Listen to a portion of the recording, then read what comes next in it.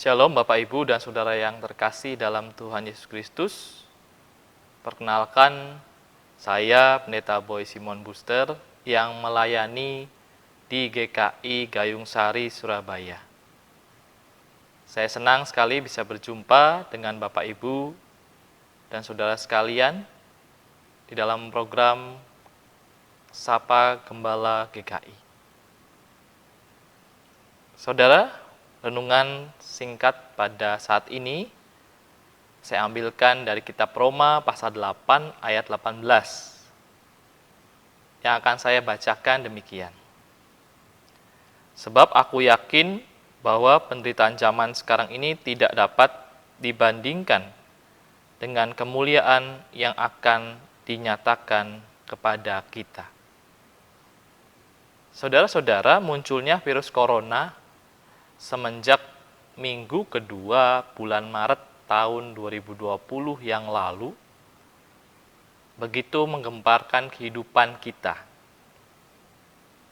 Fenomena ini disebut pandemi karena penyebarannya yang luar biasa cepat dan amat luas. Seluruh dunia menderita oleh karena kemunculan virus corona ini.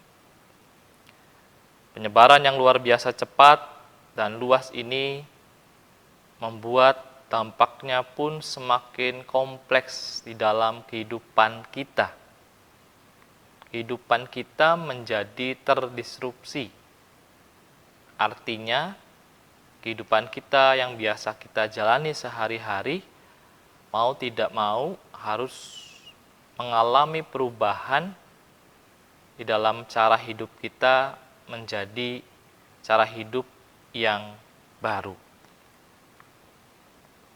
Saudara butuh waktu yang lama untuk menceritakan betapa mengerikannya kehancuran yang ditimbulkan oleh virus yang sangat kecil ini, yang tidak bisa dilihat dengan mata telanjang.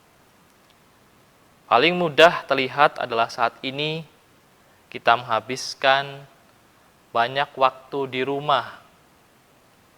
Pekerjaan dibawa ke rumah. Olahraga dilakukan di rumah. Bahkan beribadah tidak lagi dilakukan di gereja, tetapi ibadah juga dilakukan di rumah bersama dengan keluarga kita. Kebutuhan yang kita butuhkan, kita peroleh, kita dapatkan dengan cara memesan lewat gawai kita, by phone ataupun by chat. Mau tidak mau hidup kita sekarang ini begitu bergantung pada kecanggihan teknologi yang berkembang. Saudara, sangat disayangkan, tidak semua orang bernasib mujur. Banyak orang di sekitar kita harus menelan dan merasakan pahit dan getirnya hidup karena dampak virus corona ini. Virus corona ini bukan cuma merenggut kebebasan, melainkan seluruh hal yang berharga dalam hidup semua orang. Pandemi ini perlahan demi perlahan menggerogoti hidup orang hingga habis.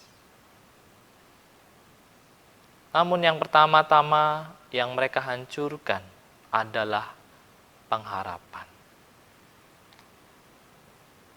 Satu hal yang begitu penting dan krusial sehingga harus dijaga dan dirawat dengan baik.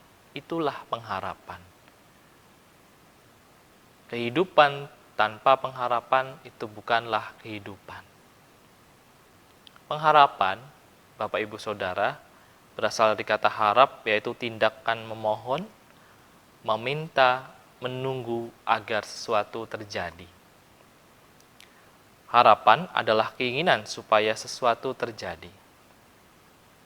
Kita yakin semua orang berharap besar kalau pandemi COVID ini akan segera berlalu.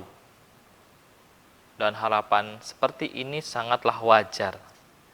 Pertanyaannya adalah, apakah sikap kita berharap yang demikian sudah tepat dan dapat menolong kita bertahan menghadapi kesulitan hidup yang kita temui pada saat ini? Perlu kita semua sadari, Bapak, Ibu, dan saudara sekalian, kalau kesulitan hidup akan selalu ada di sepanjang kita menjalani hari-hari kita. Dia singgah lalu pergi, datang dan menghilang, dan begitu seterusnya keberadaan permasalahan di dalam hidup kita.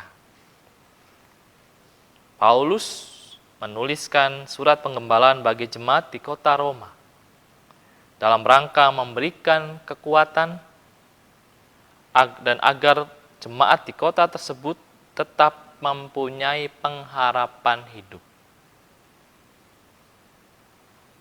Hidup sebagai orang Kristen adalah masalah yang serius.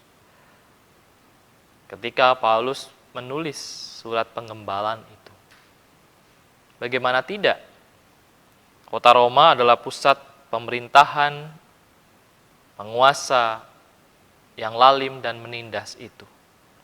Sekaligus juga kota dengan kebudayaan Yunani yang kental, di mana cara hidup mereka seringkali tidak mengenal Allah dan juga mereka tidak memperhatikan perilaku moralitas yang baik dan benar.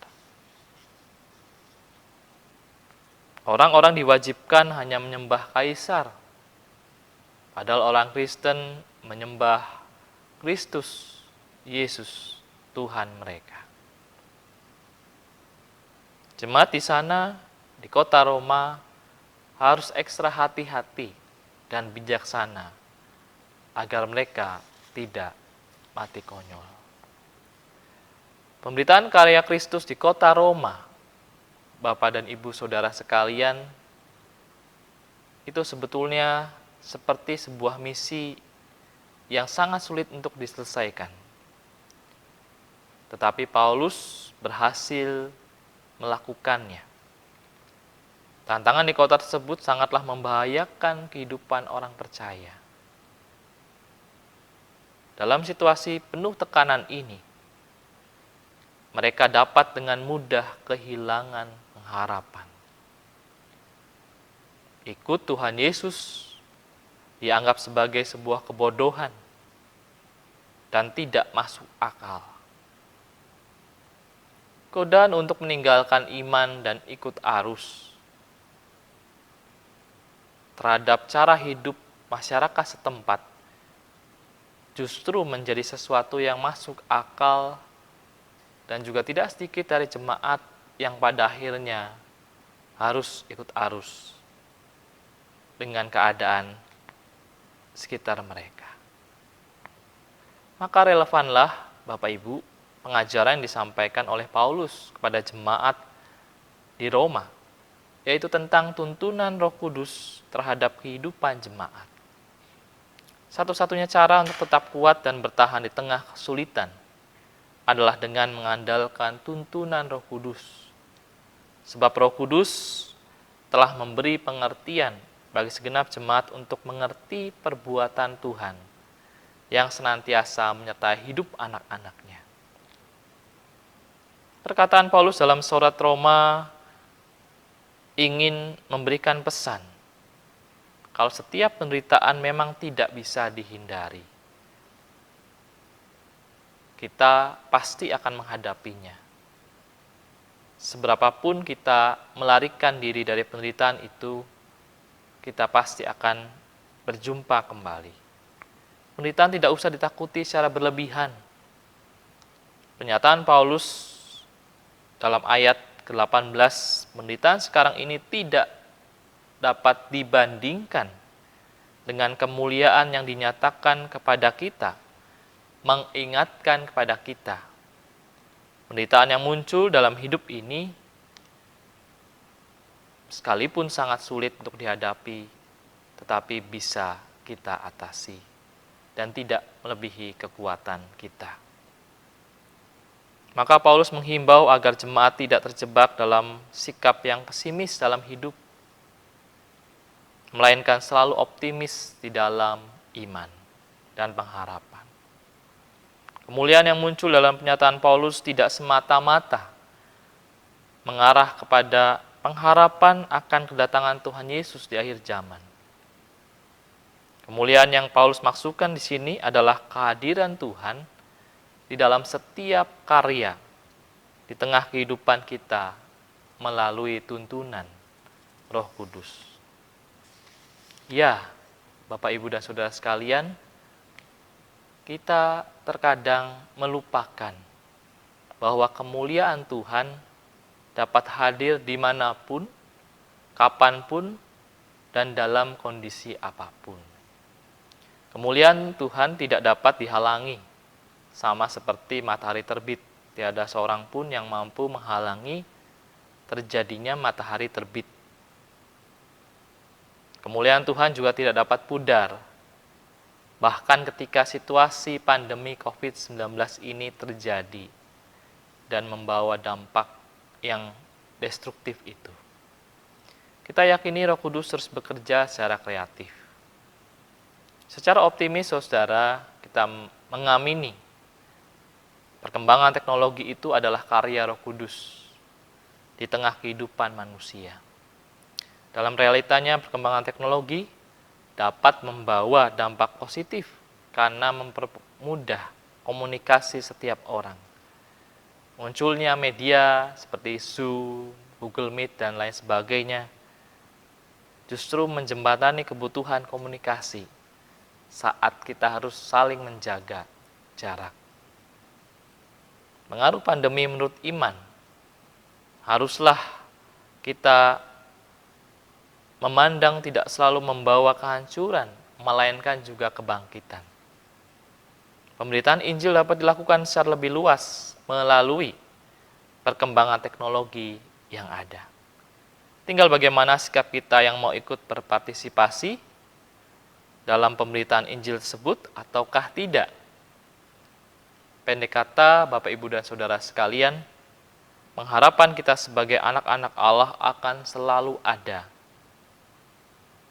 Dan setiap jerih lelah pelayanan kita tidak akan sia-sia jika kita selalu bergantung kepada tuntunan Roh Kudus.